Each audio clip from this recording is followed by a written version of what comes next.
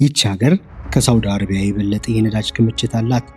ግን 7 ሚሊዮን ህዝቦቿ ጥሏት ኮብልሏል። ሆስፒታሎቿ ውስጥ የቀዶ ህክምና ጓንት የለም፣ መርፌም የለም። ቀዶ ህክምና በሚካሄድበት ጊዜ መብራት ሲጠፋ ቀዶ ህክምናው ይቀጥላል። ይህ ቬንዙዌላ ነው። ማንም ሰው ሙሉ ለሙሉ ሊያምነው የማይችል እውነታ። ዋና ከተማዋ ካራካስ አረንጓዴ ተራሮች ባጠሩት ሸለቆ ውስጥ ተቀምጣለች። ከላይ ቆንጆ ትመስላለች። ጥቅጥቅ ያለ ከተማ፣ ቀጥ ያለ መደዳ፣ በደመና የተሸፈኑ ተራሮች። ቦታው ምን እንደነበረ በህንፃዊ ትውስታው ሁሌ የሚያሳይ አድማስ። ወደ ምድር ስትወርዱ ምስሉ ወዲያውኑ ይቀየራል። ደረቅ አስፓልቱን ሰንጥቀው የተከፈቱ መንገዶች፣ ለ40 ዓመታት ሲያምሩ የነበሩ ህንፃዎች ዛሬ ፍርስራሻቸው በዝቶ ሀፍረት ለብሰው ቆሙ። ገላቸው ላይ ያለ ቅርፊት፣ የተሰባበሩ በረንዶች፣ ለዓመታት ጥገና ሳያደርጉ ውበታቸው የጠፉ ህንፃዎች። ጥጋ ጥጉ ላይ ያሉ የጎዳና ሻጮች ፈቅደውም አይደለም፣ ስሌት ነው። ህልውናው ቀላል ሂሳብ ሆኖባቸው ነው። በዚህች ሀገር በመጀመሪያ ሽታው የጠፋው ነዳጅ ነው። ምን አገኘው ብሎ የሚሮጡ ሞተሮች አሁን ግን በጭራሽ ጠፍተዋል። በብዛት መኪኖች የሚንቀሳቀሱባት ሊሆን የሚገባትን ሀገር፣ ነገር ግን በቦታው ያለው ጸጥ ያለ ዝምታ ነው። ካራካስ አንድ ጊዜ ሰዓታት ሙሉ መንገድ ይዘጋ ነበር። የሚንቀሳቀስ የሚሰራ ከተማ። አሁን ግን መንገዶቹ ጸጥ ብለዋል። ሰላማዊ ጸጥታ አይደለም፣ ባዶ ጸጥታ፣ ሆን ተብሎ የጠፋ ጸጥታ። ዛሬን ለመረዳት ወደ ኋላ መሄድ ያስፈልጋል። ነዳጅ ዘይት ቬንዙዌላ ውስጥ በ20ኛው ክፍለ ዘመን መጀመሪያ ተገኘ። እናም በሰባዎቹ ዓመታት ሀገሪቱን በአይን የሚታይ ሁኔታ ሲቀይር ነበር። ትምህርት ቤቶች ተሰሩ፣ ሆስፒታሎች ተከፈቱ፣ ለገበያ ጉዞ ዓለም አቀፍ ኤርፖርቶች መካከለኛ ክፍል ተመሰረተ። ዋና ከተማም ወደማይቀረውና ወደ ጥሩ ነገር የሚያፋጥነው ዋና ከተማ ተሸጋገረች። የመንግስት የነዳጅ ኩባንያ ሙሉ ኢኮኖሚውን አከርካሪ ሆነ። ያ ማለት ሙሉ ኢኮኖሚዋ አንድ አከርካሪ ብቻ ነበረው። ያ አከርካሪ ሲዳከም ስራ አስተዳደሩ፣ የሰለጠኑት መሐንዲሶቹ፣ ፖለቲካዊ ታማኞቹን ሲተኳቸው፣ ጥገናው እና መሰረተ ልማቱ ሳያቋርጥ ኢንቨስትመንቱ ሲቀር ሙሉ መዋቅሩ ቀስ ብሎ ፈረሰ። እንደ አውሮፓውያን አቆጣጠር ከ2013 እስከ 2021 የቬንዙዌላ ኢኮኖሚ 75 በመቶ ቀነሰ። ኢኮኖሚው አዝጋሚ አልሆነም፣ ትንሽም አልቀነሰም፣ 3 ሩብ ቀነሰ። ከ10 ዓመታት ባነሰ ጊዜ ያለ ጦርነት፣ ያለ ተፈጥሯዊ አደጋ፣ ያለ ውጭ ወረራ። የዋጋ ንረቱም በ2018 ዓመታዊ 1.7 ሚሊዮን በመቶ ደረሰ። ዋጋዎቹም በጥቂት ሳምንታት 2 እጥፍ ሆኑ። ሰዎች የገንዘቡ መጠን ዋጋ እንደሌለው ሲያውቁ በቦርሳ ሞልተው መንቀሳቀስ ጀመሩ። መንግስትም ከገንዘቡ 6ቱን ዜሮ ቀንሶ አዲሱን አወጣ። ዳግም ማተሙ ተፈለገ። ገንዘቡ ምሳሌያዊ ሆነ። በየጎዳናው ተጥሎ በዶላር ተቀየረ። ዛሬ ቬንዙዌላ በሁለት ትይዩ እውነታዎች በተመሳሳይ ጊዜ ተሰብራለች። የሀገሪቷ ኢኮኖሚም በሁለት መልኩ የሀብታምና የድሆች ሱቅ በሚባል ወደ 2 ጎራ የተከፋፈለ ትልቅ ሱቆች አሉት። አንደኛው የዶላር ሱቅ ሲሆን ሀብታም የካራካስ ሰፈር ውስጥ ከመጠን በላይ ሞልቶ ይቀመጣል። ከውጭ ሀገር የመጡ ዕቃዎች ሙሉ ሸልፉን ሞልተውታል። ዋጋውም በዶላር ነው። ብዙ ጊዜ ከውጭ ሀገር ቤተሰቦቻቸው በሐዋላ መልክ የሚልኩላቸውን የውጭ ምንዛሪ የሚጠቀሙ ሰዎች በዚህኛው በዶላር ሱቅ ይጠቀማሉ። ሌሎቹ የተቀሩት ደግሞ የመንግስት ሱቅ አላቸው። ሸቀጥ እንዳለ ለማሳየት እንዲሁም የሀገሪቱን ፖለቲካ ለማሳመን የተደረደሩ ሸልፎች ያሉት የመንግስት ሱቆች።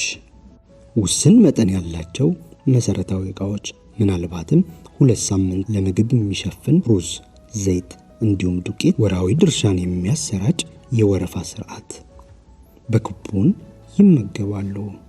በአንድ ሀገር ውስጥ 2 የተለያዩ ሱፐርማርኬቶች ርቀቱ ኪሎ ሜትሮች ሳይሆን ዶላሮች ይለኩታል። ልዩነቱም ከካራካስ በላይ ባሉ ኮረብቶች ላይ ከፊተኛው ከተማ ላይ 2 ከተማ ያህል ይወጣዋል። ቀይ ጡብ፣ ደረቅ ኮንክሪት፣ መንገዶች ሊደርሱባቸው ባልቻሉ ቁልቁለቶች ላይ የተሰሩ ደረጃዎች፣ በአንድ ክፍል ጀምረው ቤተሰቡ ሲያድግ ወደ ላይ እያደጉ የመጡ ቤቶች፣ ሌላ ወለል ይጨምራሉ፣ ሌላ ክፍል ይጨምራሉ።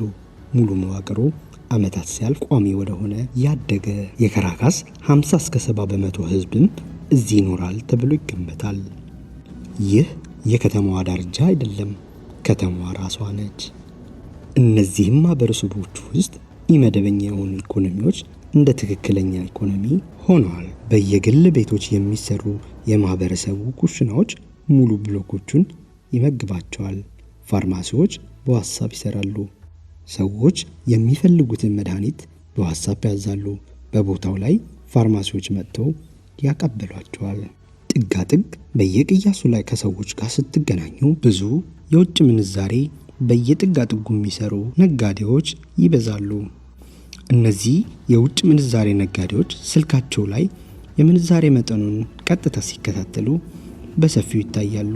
የመንግስት የውጭ ምንዛሬና የነጋዴዎቹ የውጭ ምንዛሬ መለያየት ለሀገሪቷ አብዛኛው ሰዎች የስራ ዕድል ፈጥሯል።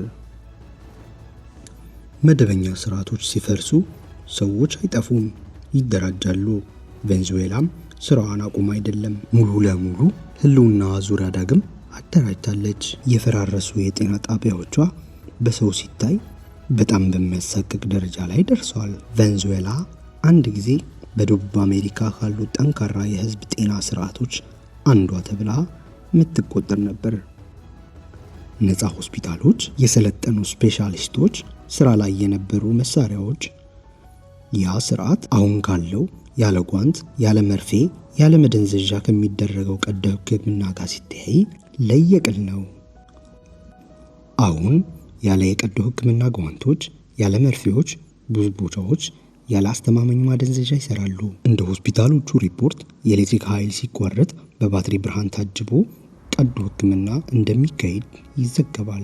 ሆስፒታሉ ምንም ስለሌለው ታካሚዎች የራሳቸውን ቁሳቁስ ይዘው ይመጣሉ። እንደ አውሮፓውያን አቆጣጠር በ2016 እስከ 2022 ወደ 22000 ሐኪሞች ቬንዙዌላን ጥለው ሄዱ። በላቲን አሜሪካ ታሪክ ካሉ ትልልቅ የሐኪም ስደተኞች አንዷ ናት። የቀሩት በወር ከ10 ያነሰ ዶላር ያገኛሉ። ሐኪሞቹ ወደ ስራ በብዛት አይሄዱም። ከስራ ከቀሩ ምክንያቱም ደሞዛቸው ስላነሰ ሳይሆን ታካሚ ወደ ሆስፒታል ስለማይመጣ ነው። ቢሆንም ቬንዙዌላ በምድር ላይ ካሉ ጂኦግራፊያዊ ምስጢር ያለባቸው እንዲሁም በጂኦግራፊ የተሞሉ ቦታዎች አንዷ ሆና ትቀመጣለች።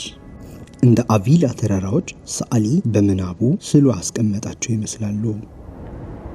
የአንጄሎ ፏፏቴ ከትፒዮቹ ጫፍ 979 ሜትር ወደ ታች ይወድቃል።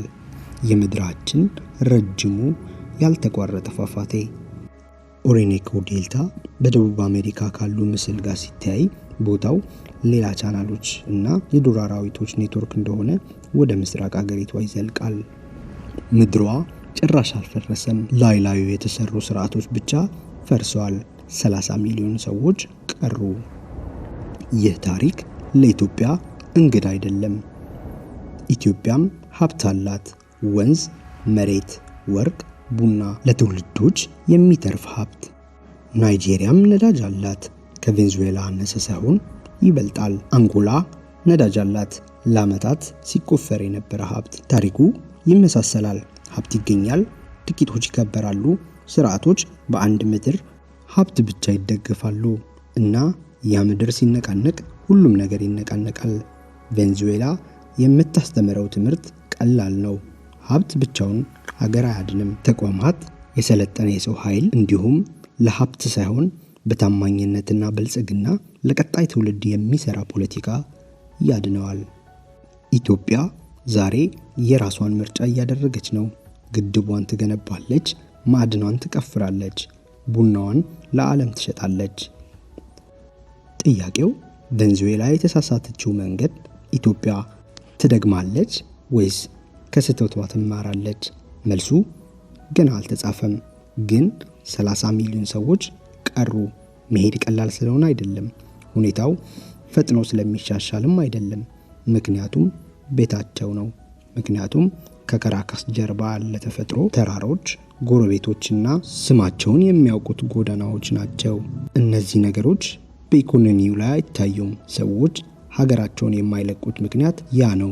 የቬንዙዌላ ህዝብ 30 ሚሊዮን ሰዎች ተስፋን ታቅፈው በሀገራቸው ይኖራሉ።